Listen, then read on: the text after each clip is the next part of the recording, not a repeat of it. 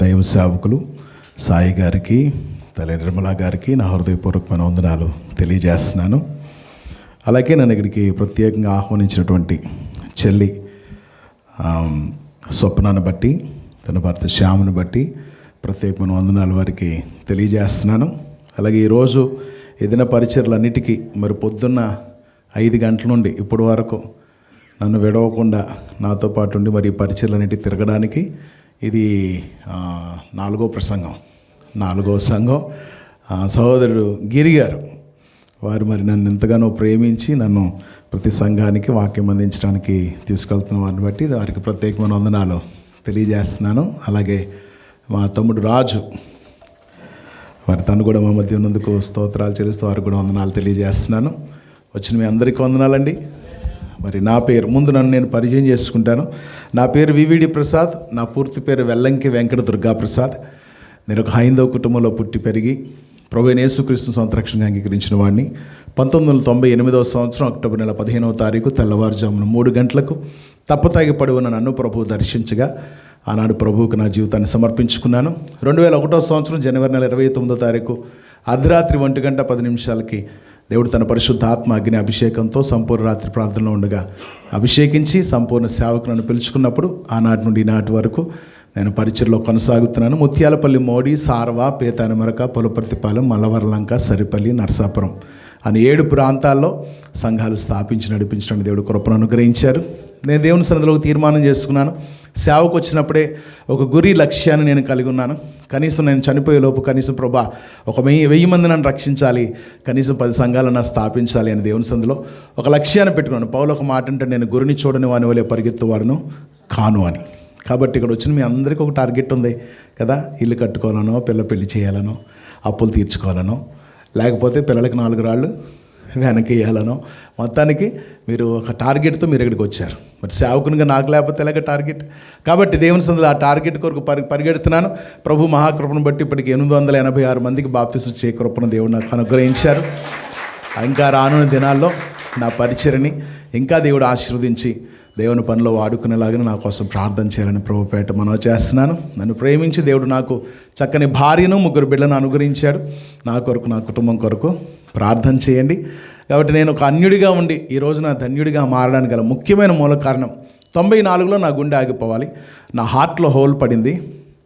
ఆ హార్ట్లో హోల్ పడడం వల్ల నా గుండె కొట్టుకునే వేగం తగ్గిపోయింది. గుండె కొట్టుకునే వేగం తగ్గిపోవడం వల్ల నరాలకి రక్త ప్రసరణ అందక నరాలు చచ్చుబడిపోయినాయి. నరాలు చచ్చుబడిపోవడం వల్ల కాళ్ళు చేతులు పడిపోయినాయి. తల భాగం తప్పించి బాడీలో ఏ అవయవం పనిచేయడం మానేసింది. అలాంటి పరిస్థితుల్లో జీవోత్సవంలో మంచం మీద పడి ఉన్నప్పుడు నాకు ట్రీట్మెంట్ చేసే డాక్టర్ గారు మాకు యేసు ప్రభువుని పరిచయం చేశారు. ఆయన పేరు డాక్టర్ డేవిడ్ చేజ్.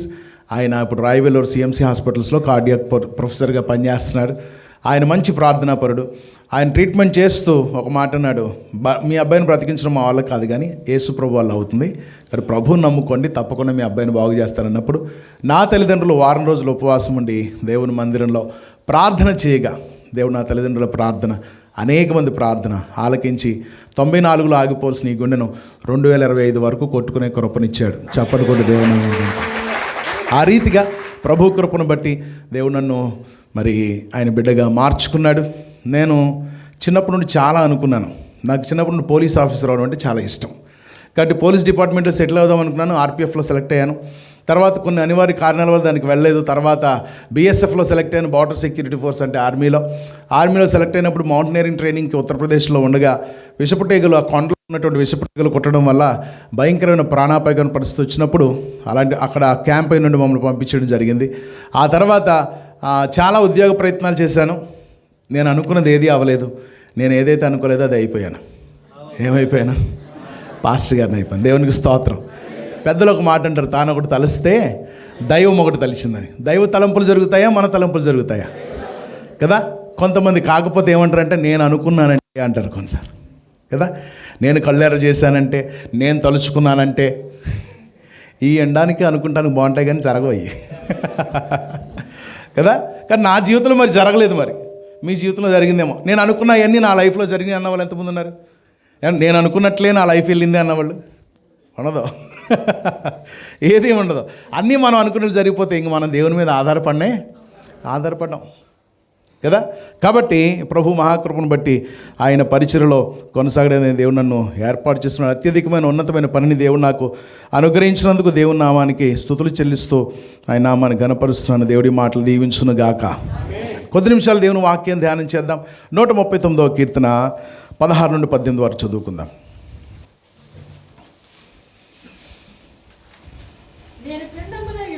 నేను పిండమున ఉండగా నీ కనులు నన్ను చూచెను.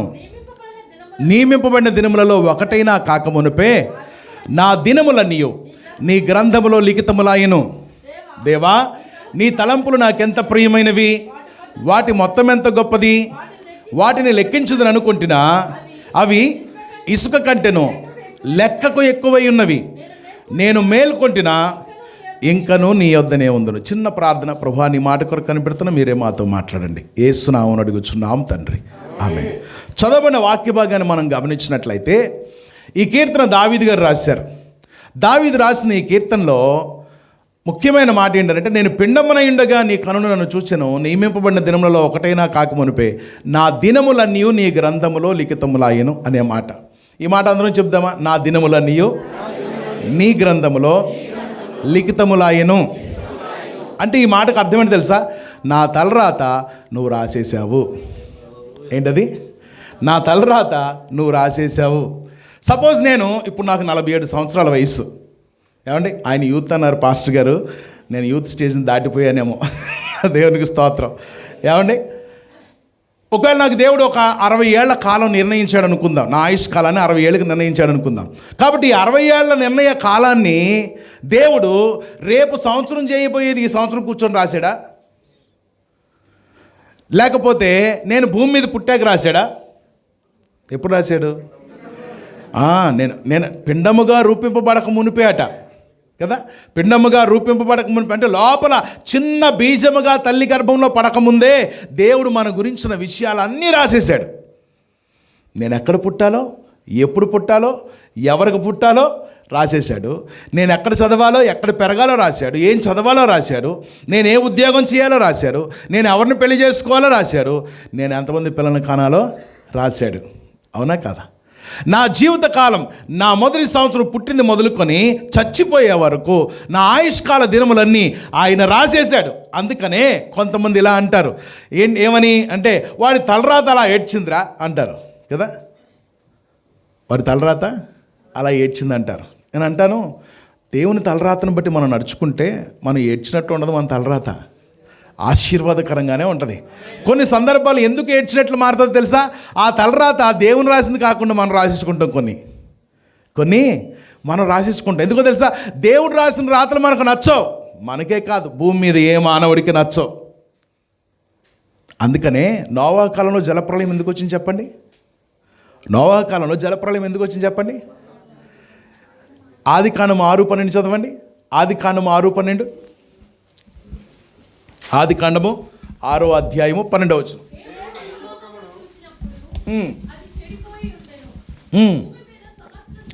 భూమి మీద సమస్త శరీరులు తమ మార్గమును చెరిపివేసుకుని ఉండిరి. భూమి మీద సమస్త శరీరులు తమ మార్గమును చెరిపివేసుకుని ఉండిరి. ప్రదేశం బిడ్డారా, మనిషికట దేవుడు ఏర్పాటు చేసిన మార్గం నచ్చలేదట. ఒక ఆశీర్వాదకరమైన, ప్రశస్తమైన, దీవెనకరమైన, అద్భుతమైన మార్గాన్ని నీకు నాకు దేవుడు ఏర్పాటు చేస్తే, ఆ కాలంలో ఉన్న నోవా కాలంలో ఉన్న ప్రజలకట దేవుడు ఏర్పాటు చేసిన మార్గం నచ్చలా. ఆ దారిలో వెళ్ళడానికి వారు ఇష్టపడలా. అందుకని ఏం చేశారట, అరే ఈ మార్గం బాగోలేదు, ఇది మనం చెరిపేసుకుందాం. ఎందుకని? ఈ మార్గంలో వెళ్తే తాగడానికేమో బ్రాందీ షాపులు లేవు, ఈ మార్గంలో లోకానుసారంగా జీవించడానికి లేదు, దురలవాట్లు చేయడానికి లేదు, సినిమాలు చూడడానికి లేదు, ఏ అమ్మాయి వెనకాల ఏ అబ్బాయి వెనకాల పరిగెత్తడానికి లేదు, ఏ తప్పుడు పని చేయడానికి లేదు. అబ్బాయి ఈ మార్గం నాకొద్దు, ఎంజాయ్మెంట్ లేని ఈ మార్గం మనకెందుకు, మనకు లోకంలో ఎంజాయ్మెంట్ ఉన్న మార్గం కావాలి అని చెప్పట వాళ్ళ దేవుడు రాసిన మార్గాన్ని చెరిపేసుకొని వీళ్ళు రాయడం ప్రారంభించారట. సొంత మార్గాన్ని. యెషయా గ్రంథం 53వ అధ్యాయం 6వ వచనంలో అదే విషయాన్ని ప్రభు చెప్పారు. ఎందుకు యేసు ప్రభు ఈ లోకానికి వచ్చాడు, ఎందుకు తన రక్తాన్ని చిందించాడు, ఎందుకు మన కొరకు ప్రాణం అర్పించాడంటే, చదవండి యెషయా 53:6. మనలో ప్రతి వారు కదా. మనమందరము గొర్రెల వలె త్రోవ తప్పిపోయాము, మనలో ప్రతి వాడు తనకిష్టమైన త్రోవకు కదా. దేవుడు రాసిన త్రోవ వీడికి నచ్చలేదు, అందుకనే వాళ్ళు ఏం చేశారు తెలుసా, తమకిష్టమైన త్రోవను రాసుకున్నారు. కొన్నిసార్లు మన లైఫ్ మనమే డిజైన్ చేసుకుంటాం, అవునా కదా. అన్నీ మంచిగా డిజైన్ చేసుకుంటాం కదా. ఇలా అయితే బాగుంటుంది, ఇలా అయితే బాగుంటుంది, ఈ టైంకి ఇలా అయితే బాగుంటుంది, ఇలా అయితే బాగుంటుంది, అన్నీ మనం ప్లాన్ చేసుకుంటాం. మనం ప్లాన్ చేసుకున్నది ఒక్కటి అవ్వదు. ఒకవేళ పొరపాటున దేవుని ప్లాన్కి విరుద్ధంగా వెళ్ళి నువ్వేమైనా బాగుపడతావంటే లేనిపోని శ్రమను కొని తెచ్చుకుంటాం. దానికి ఉదాహరణ లోతు, అవునా కాదు. దైవ చిత్తానుసారంగా మనం నడుచుకున్నంతసేపు మన జీవితం చాలా ఆశీర్వాదకరంగా ఉంటుంది. ఈ రోజున దైవ తలంపు నెరవేరుస్తున్నావా? దేవుని చిత్తం నెరవేరుస్తున్నావా? లేక దేవుడు రాసిన దాన్ని చెరిపేసుకొని నీ సొంతంగా ఏమైనా నీకు ఇష్టమైన మార్గాన్ని ఏర్పాటు చేసుకున్నావా? దేవుడు రాసిన రాతలు చాలా శ్రేష్టమైనవి. అందరూ ఇందాక చదువుకున్నాం కదా, అవి ఎలా ఉన్నాయట. 139వ కీర్తన 17వ వచనంలో, దేవా నీ తలంపులు నాకెంత ప్రియమైనవి, వాటి మొత్తం ఎంత గొప్పది, వాటిని లెక్కించదేమనుకుంటున్నా అవి ఇసుక కంటెను లెక్కకు ఎక్కువ. అంటే దేవుడు నీ కొరకు కలిగిన తలంపులు, ఉద్దేశాలు, ప్రణాళికలు, మార్గాలు అవట ఇసుక కంటే ఎక్కువ ఉన్నవట. నీ తలంపులు మహా అయితే వేళ్ళ మీద లెక్క పెట్టుకోవచ్చు. నేను ఇప్పుడు ఇలా చేస్తాను, ఇప్పుడు ఇలా చేస్తాను, ఇప్పుడు ఇలా చేస్తాను, అది చేస్తాను, ఇది చేస్తాను, వేళ్ళ మీద లెక్క పెట్టుకోవచ్చు నీ తలంపులు. కానీ దేవుని తలంపులట ఇసుక కంటే ఎక్కువ ఉన్నవి. ఇసుకను ఎవరైనా లెక్క పెట్టగలరా? కానీ అంటున్నాడు, నువ్వు అదైనా లెక్క పెట్టవచ్చేమో, కానీ దేవుని తలంపులు లెక్క పెట్టనన్ని ఉన్నాయి. చప్పట్లు కూడా దేవుని నామాన్ని గణపరుతాం. లెక్క పెట్ట సఖ్యము కానీ ఉన్నతమైన తలంపులు దేవుడు నీ కొరకు సిద్ధపరిచాడు. ఇంకొక మాట, యెషయా గ్రంథం 55వ అధ్యాయం 8-9 వచనాలు చూద్దామా. యెషయా గ్రంథం 55వ అధ్యాయం 8-9 వచనాలు. నా తలంపులు మీ తలంపుల వంటివి కావు, మీ త్రోవలు నా త్రోవల వంటివి కావు. ఇదే యెహోవా వాక్కు.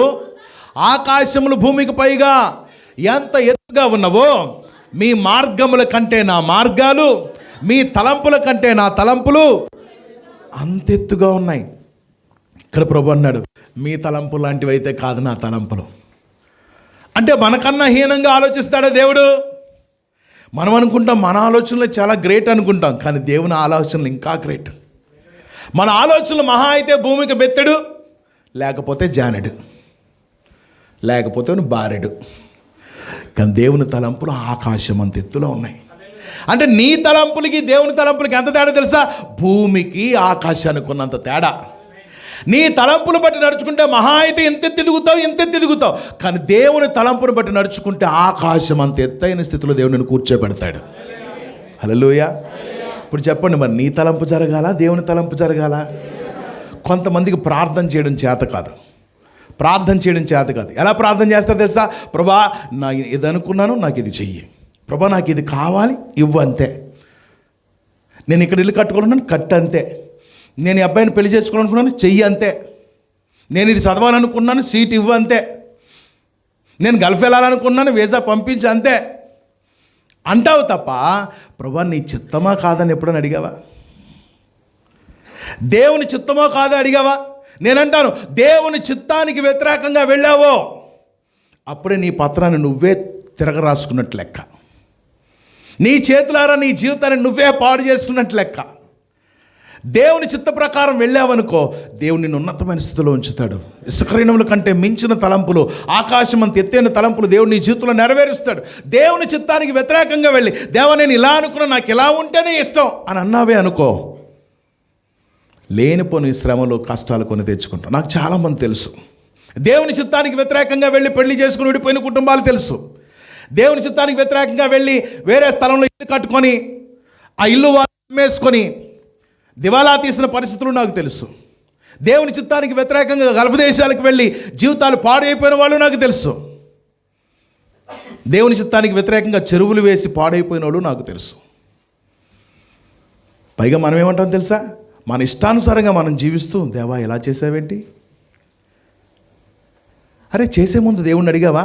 దేవుడు చెయ్యమంటే నువ్వు చేసావనుకో, దాంట్లో నువ్వు నష్టపోయావనుకో, దేవుని నిలదీయొచ్చు, నువ్వు అడగొచ్చు, దేవా ఎలా చేసావేంటి? నీ చిత్తానుసారంగా వెళ్తున్నానుగా, నీ వాక్యానుసారంగా వెళ్తున్నానుగా, ప్రార్థనాపూర్వకంగా వెళ్తున్నానుగా, అయినా ఎలా చేసావేంటి అని అడుగు. చెప్తాను నీకు సమాధానం. కానీ దేవుని చిత్తానుసారంగా వెళ్ళినప్పుడు నువ్వు అడిగేంత పరిస్థితి ఆయన నీకు రానివ్వడం. హల్లెలూయా. నిన్ను ఓడిపోనివ్వడం, నిన్ను దిగజారనివ్వడం, నిన్ను సిగ్గుపడినివ్వడం. కానీ దైవ చిత్తానుసారంగా నువ్వు వెళ్తున్నావో లేదో ఒకసారి ఆలోచన చేసుకో.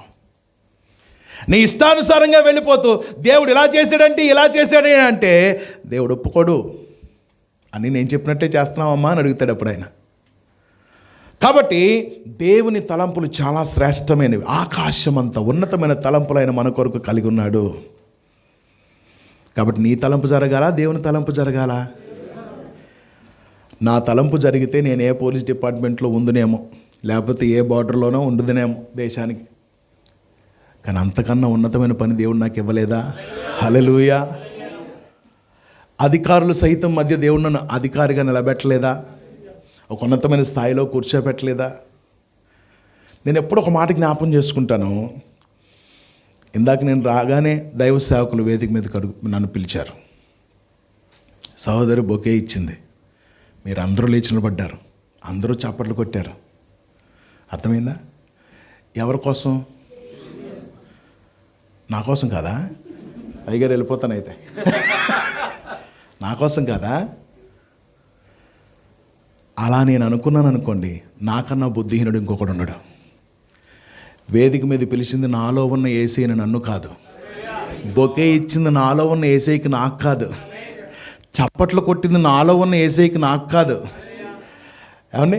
నన్ను సత్కరించి గౌరవించి నాకు ఈ మైక్ ఇచ్చింది నాలో ఉన్న యేసయ్యకి నాకు కాదు. హల్లెలూయా. కానీ వీడి ప్రసాద్ అంటే ఏమనుకున్నా అది మరి అని నేను కాళ్ళు ఎగరేసాను అనుకో, అప్పుడే నా పతనం స్టార్ట్ అయిందని అర్థం. నేను ఎవరిని బట్టి ఈ స్థితిలో ఉన్నాను? ప్రభువుని బట్టేగా. ఆ సంగతి నేను ఎప్పుడు మర్చిపోకూడదు. ప్రియమైన బిడ్డలారా, దేవుని యొక్క ఉన్నతమైన తలంపులు నీ జీవితంలో నెరవేర్చాలని ఆశపడు. అది నెరవేర్చడానికి అడుగు. ఒక మాట మీకు చదివి వినిపించడానికి ఇష్టపడుతున్నాను. యోహాను సువార్త 6వ అధ్యాయం 38వ వచనం చదువుదాం.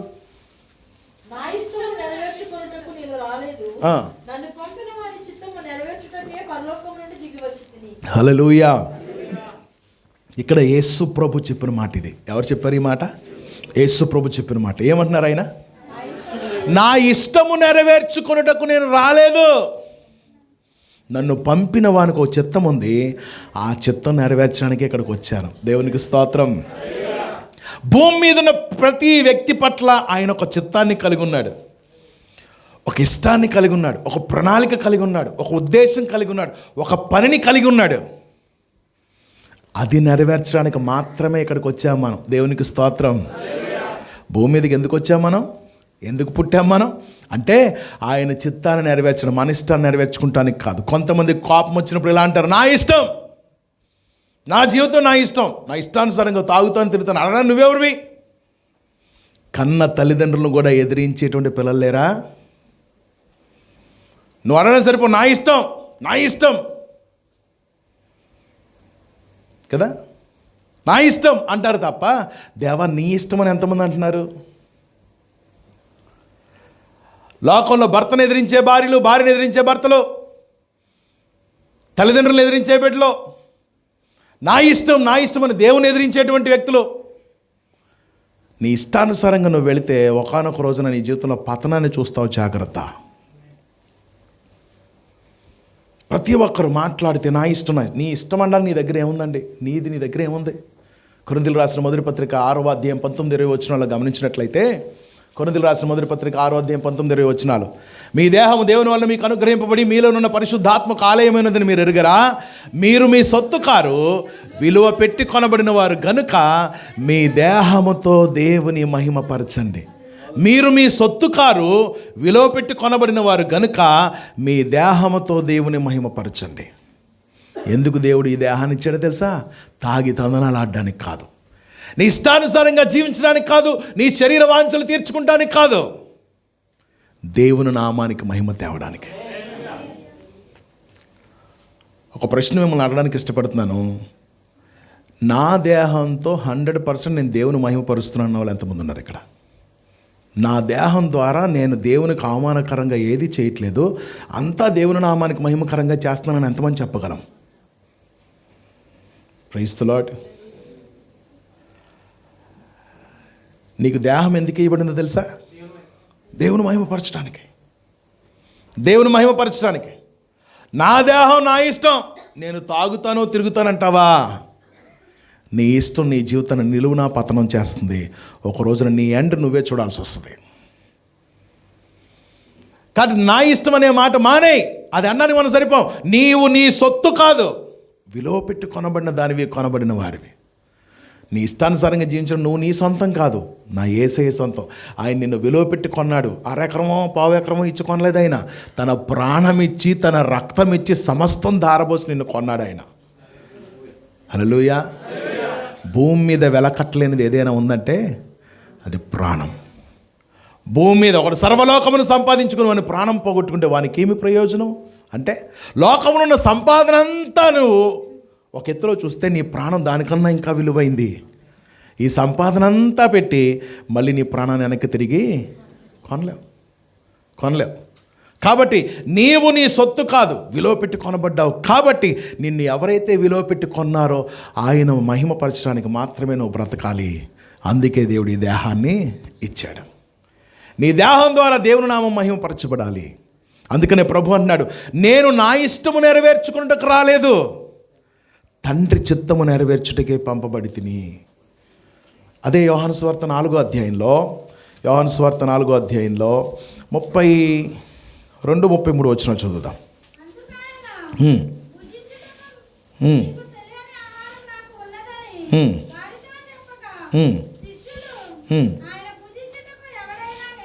తెచ్చినేమో అని ఒకరినొకడు చెప్పుకొనిరి. యేసు వారిని చూచి, నన్ను పంపిన వాని చిత్తము నెరవేర్చుటయు ఆయన పని తుదముట్టించుటయు నాకు ఆహారమై ఉన్నది. హల్లెలూయా. యేసు ప్రభు చెప్తున్నారు. ఈలోగా సమరయ స్త్రీతో మాట్లాడారు ఆయన. ఈలోగా వీళ్ళేమో భోజనాన్ని తీసుకోవడానికి వెళ్ళారు. భోజనం తీసుకొని వచ్చారు శిష్యులు వచ్చి అంటున్నారు, అయ్యగారు భోజనం తీసుకొచ్చారు, రండి భోజనం చేద్దామంటే ఆయన అన్నారు, తినేటకు మీకు తినే ఆహారం నాకు ఉందన్నట్టు. అనగానే వీళ్ళు అనుకుంటున్నారు, ఒరే మనం రాకముందు అయ్యగారు వేస్తున్నట్టున్నారు, అయ్యగారు కదా ఎవరో ఒకరు ఏదో క్యారెట్ తెచ్చి ఉంటారు, ఏదో స్పెషల్ వేస్తుంటారు అని చెప్పి అనుకుంటున్నారంట ఒకరినొకరు.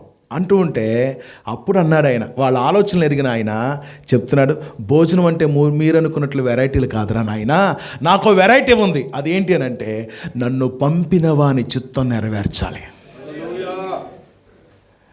తినడం నా పని కాదు, నేను తినటానికి రాలేదు ఈ లోకానికి. నన్ను పంపిన వాని చిత్తము నెరవేర్చుటయు ఆయన పని తుదముట్టించుటయు నాకు ఆహారమైనది. ఎప్పుడన్నా తినే ముందు ఇది ఆలోచించావా? కొంతమందికి కంచానికి పరిమితం, మరి కొంతమంది మంచానికి పరిమితం. తిన్ననోరు తిన్నట్టే ఉంటుంది, ఆడిన దవడ ఆడుతూనే ఉంటుంది. ఏమండి, ఫ్లోర్ మిల్ లాగా ఇంకా దాని గ్యాప్ ఉండదు, ఇంకా తింటానే ఉంటారు. గ్యాప్ ఉండదు ఇంకా. అప్పుడే ప్రదేని బిడ్లారా, గుర్రం గుడ్డిదైనట దానా తప్పదన్నట్టు. మరే అలాగా రెక్క ఆడితేనే కానీ మరి డొక్క. కొంతమంది రెక్క ఆడించరు కానీ డొక్క మాత్రం బాగానే ఆడింతారు. డొక్కలు బాగా పనిచేస్తాయి, రెక్కలు పనిచేయి వీళ్ళకి. పని పాట ఏముండదు, తినడం తిరగడం. మేము లోకానుసారంగా ఉన్నప్పుడు ఎవరన్నా అడిగితే, ఎరా ఏం చేస్తున్నావు అని అడిగితే కనుక ఎయిర్ ఫోర్స్ అనేవాడిని. నేను ఎయిర్ ఫోర్స్ అనేవాడిని. మా దృష్టిలో ఎయిర్ ఫోర్స్ అంటే గాలికి తిరగడం. అది ఆడికి తెలియదు కదా. పెద్ద ఉద్యోగమే అనేవాడు ఆడు. పెద్ద ఉద్యోగమే అని అనుకున్నాడు. పక్కకి వెళ్ళి నవ్వుకునేవాళ్ళం. మరి ఎయిర్ ఫోర్స్ అంటే విమానాలు తిరుగుతా అనుకున్నాడు, గాలికి తిరుగుతాను సంగతి దీనికి తెలియదని కదా. కొంతమంది తింటాకే పుట్టినట్టు తింటమే ప్రారంభం, తింటమే. నేను అంటాను, తినే ముందు ఎప్పుడైనా ఆలోచించావా? నువ్వు పుట్టిన తినడానికి కాదు, ఆ తిండి పెట్టిన దేవుని చిత్తాన్ని నెరవేర్చడానికి. హల్లెలూయా. 5 ఏళ్ళు నీకు నోట్లోకి వెళ్తున్నాయంటే దేవుడు నీకు తినడానికి ఆహారం ఇచ్చాడు, తినగలిగే శక్తిని ఇచ్చాడు, దాన్ని సంపాదించుకోగలిగే ఆయుష్కాలాన్ని ఇచ్చాడు. ఇవి ఇచ్చిన దేవుని కొరకు, ఆయన చిత్తం నెరవేర్చడం కొరకు నువ్వు బ్రతకాలి. యేసుప్రభు అదే అన్నారు, నేను తినడానికి రాలేదు నాయనా, నాకు ఆహారం ఏంటి తెలుసా, నన్ను పంపిన వాడు ఒక చిత్తాన్ని కలిగి ఉన్నాడు, ఆ చిత్తాన్ని నెరవేర్చాలి. ఆయన ఒక పనాపు చెప్పాడు, అది మధ్యలో అయిపోకూడదు, దాన్ని ఫుల్ఫిల్ చేయాలి. దేవుడు నీకు కూడా ఒక పని నియమించాడు. అదేంటి ఎప్పుడన్నా అడిగావా దేవుణ్ణి? దేవుడు నీ పట్ల చిత్తాన్ని కలిగి ఉన్నాడు. ఎప్పుడన్నా అడిగావా దేవుణ్ణి, దేవా నీ చిత్తం ఏంటి, దేవా నీ చిత్తం ఏంటి అంటావు తప్ప అడిగి ఎప్పుడన్నా తెలుసుకున్నావా? దైవ చిత్తానుసారంగా వెళ్తే నీ బ్రతుకు బంగారు బాటగా ఉంటుంది. ఎన్ని అడ్డంకులు రాని, శ్రమలు రాని, శోధనలు రాని, హింసలు రాని, ఉపద్రవాలు రాని, దైవ చిత్తానుసారంగా నడుచుకున్నప్పుడు దేవుడు నిన్ను ఆకాశం అంత ఉన్నతమైన తలంపులతో స్థిరపరుస్తాడు. ఇక్కడ కూర్చొని మనం అందరము మన ఇష్టానుసారంగా జీవిస్తూ చప్పటి కూడా స్థిరపరచు, బలపరచు, ఏమైనా చేయగలవు, నేను కూడా ఏమైనా చేయగలను. యేసుప్రభు విరోధంగా ఆయన ఏమైనా చేయగలడు.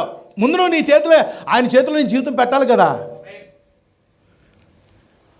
కుమ్మరి చేతిలో మట్టి ఉన్నట్లు ఆయన చేతిలోకి నువ్వు వెళ్ళిపోతే ఆయన ఏమైనా చేయగలడు. ఆయన చేతిలోకి వచ్చింది ఎప్పుడు?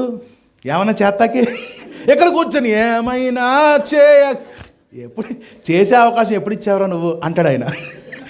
ఏమన్నా చేయగలను నిన్ను, కానీ నాకు ఎక్కడ అవకాశం ఇచ్చావు? అసలు నా చేతిలోకి వచ్చింది అది.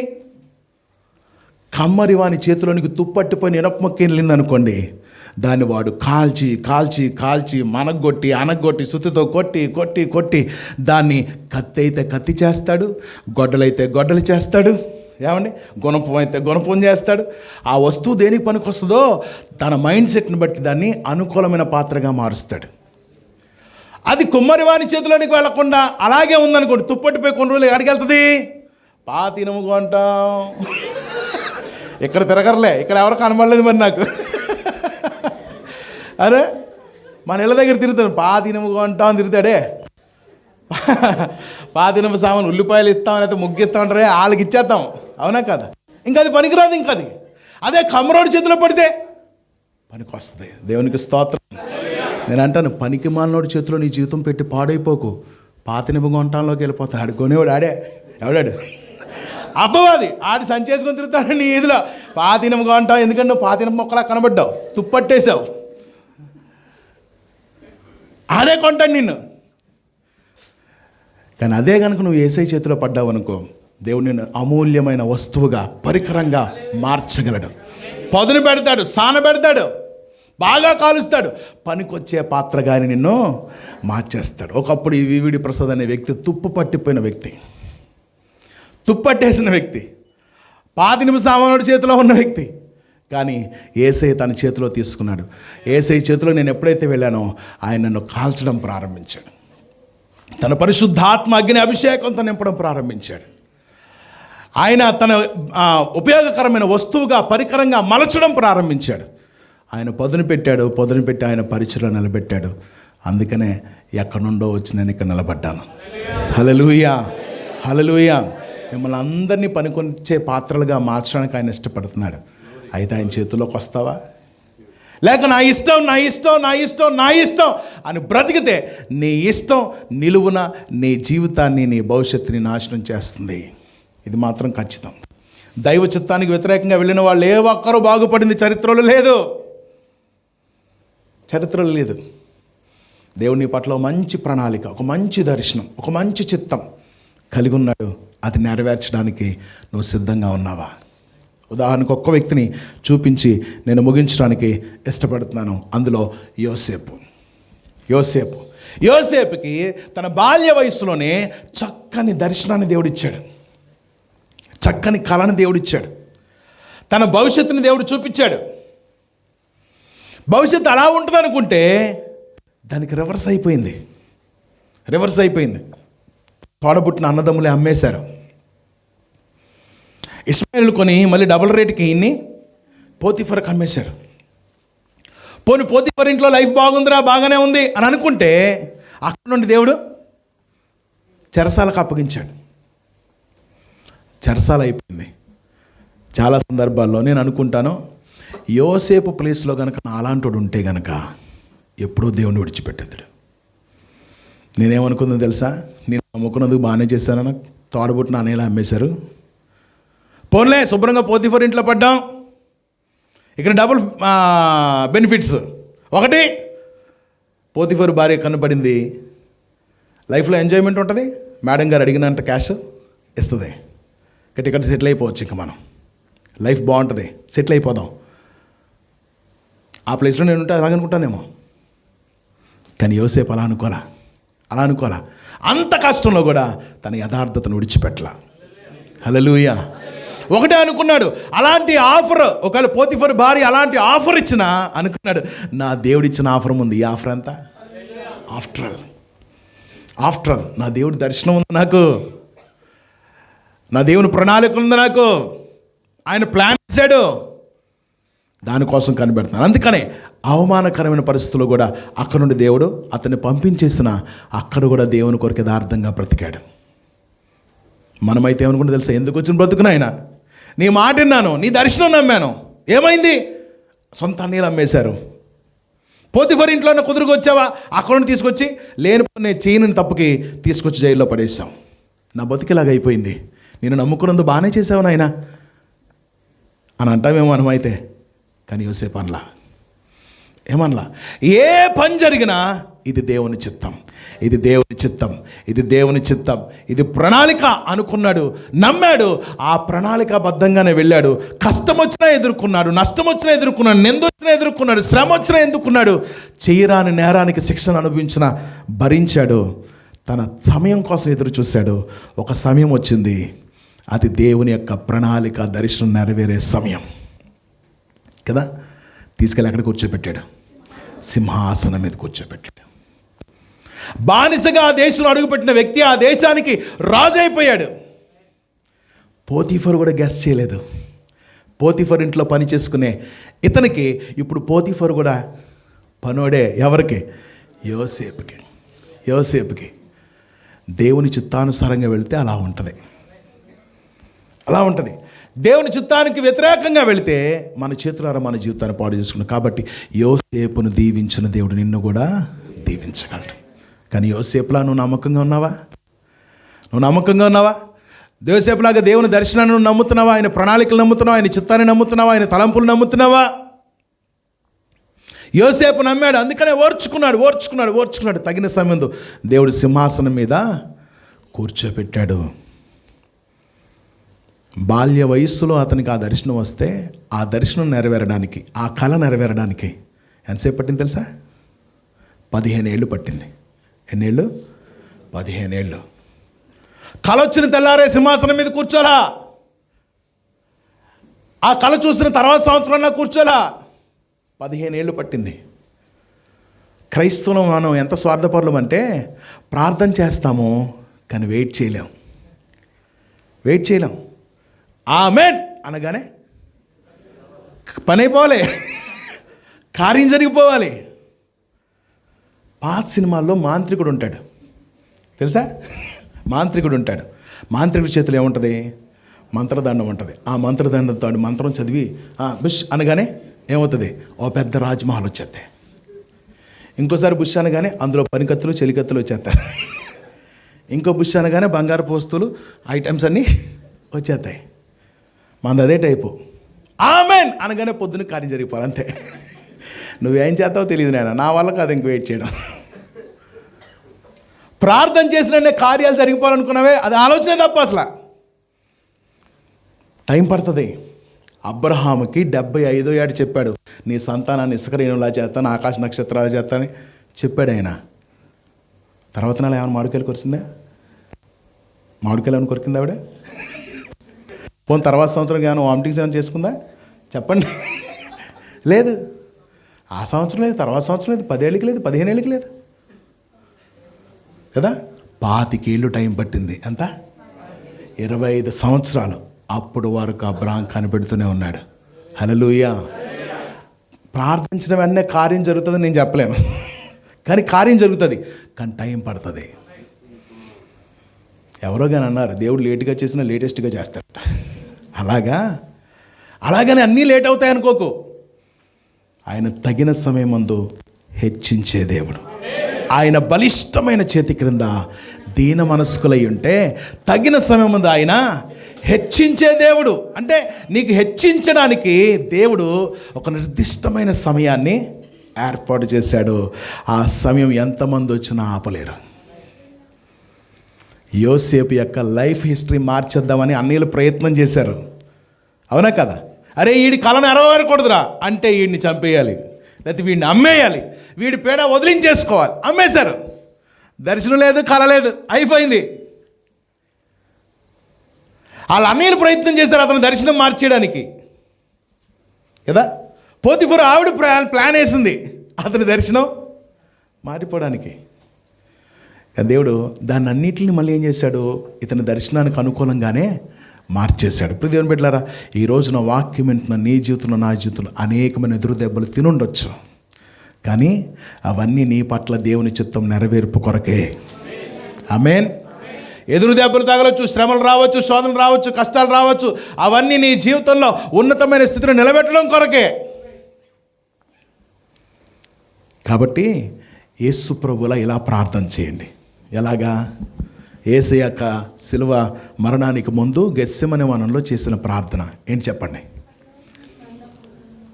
గెత్సెమనే వనంలో చేసిన ప్రార్థన, తండ్రి నీ చిత్తమైతే ఈ గిన్నె నా యుద్ధ నుండి తొలగించు, అయినను నా ఇష్టం కాదు. చెప్పండి, అయినను నా ఇష్టం కాదు, నీ చిత్తమే సిద్ధించును గాక. ఈరోజు నీ జీవితంలో నువ్వు నేర్చుకోవాల్సిన ప్రార్థన ఇదే. ప్రభువా, నా ఇష్టము కాదు, నీ చిత్తమే నా ఎడల సిద్ధించును గాక. ప్రార్థన చేయండి అలాగా.